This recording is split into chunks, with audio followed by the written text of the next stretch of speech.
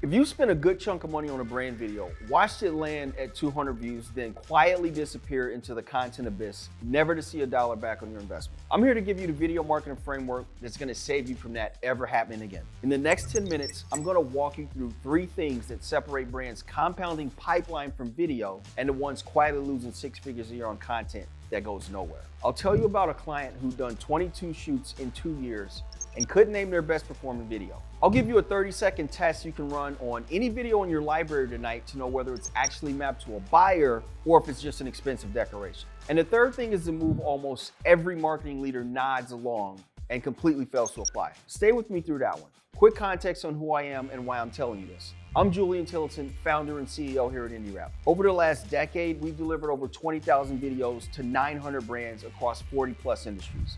And here's what I've learned. Most companies think about video all wrong. They treat it like a one-off project, shoot, edit, post, and cross their fingers. But that's not how content actually works. Today, I'm gonna show you how to create content for your brand that not only looks dope, but drives long-term, predictable business growth. What sets INDIRAP apart is that we don't treat a shoot as a project. We treat it as infrastructure. One production sprint, a complete content library, every asset connected to a buyer and a stage. So when I tell you the system is broken, I'm not theorizing. The brands actually winning with video right now aren't making better videos. They're operating inside a content system where every shoot day extends a library, every asset feeds the next, and nothing dies after one campaign. There are 3 things that separate those systems from the ones that stall. Here's the first one. Creative, strategy, and distribution living in different silos.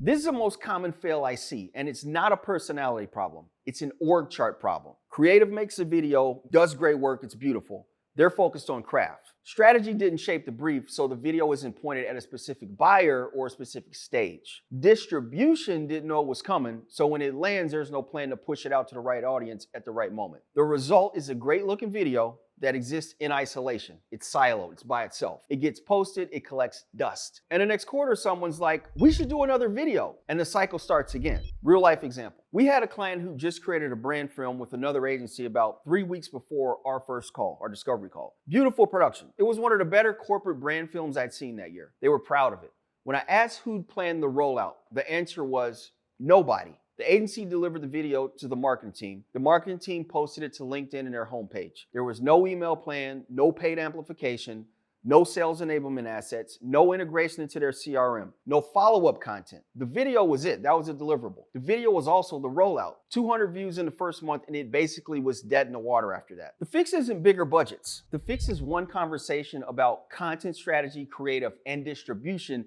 before the production brief is put together. 3 brains in a room for an hour. That hour will be worth way more than the next $15,000 you spend on video production. And if you're still thinking, but our team's small, we don't have those silos, let me push back. The silo doesn't have to be between departments. It can be between weeks. Strategy in week 1, brief in week 3, edit in week 6, distribution in week 8.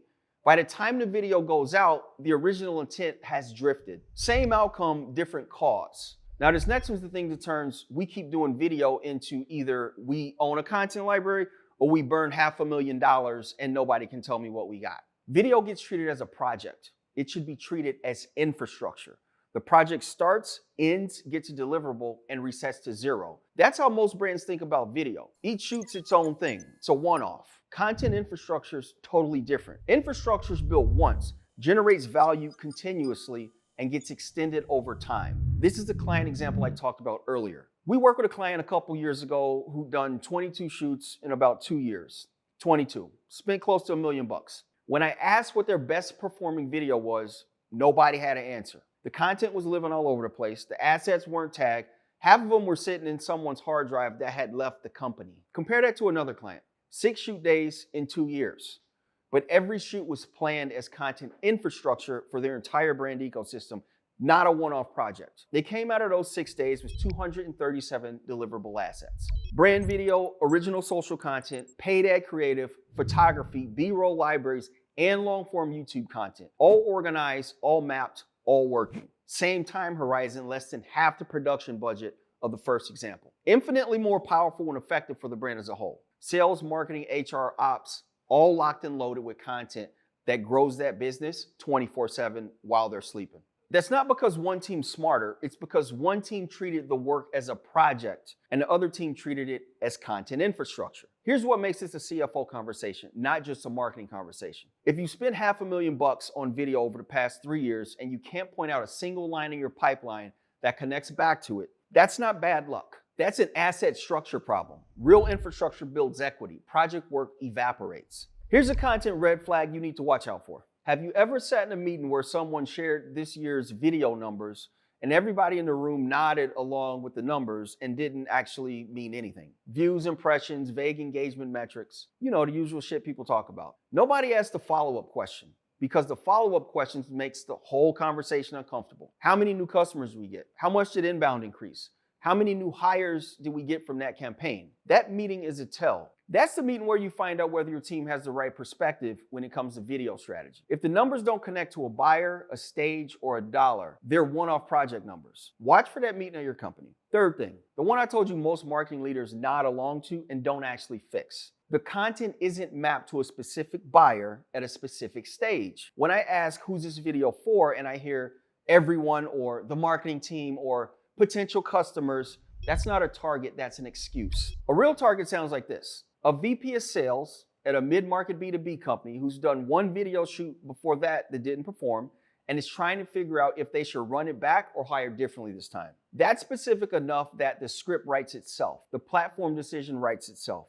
The CTA writes itself. And then the second half of the question, which most teams skip entirely, what do we want them to do after watching?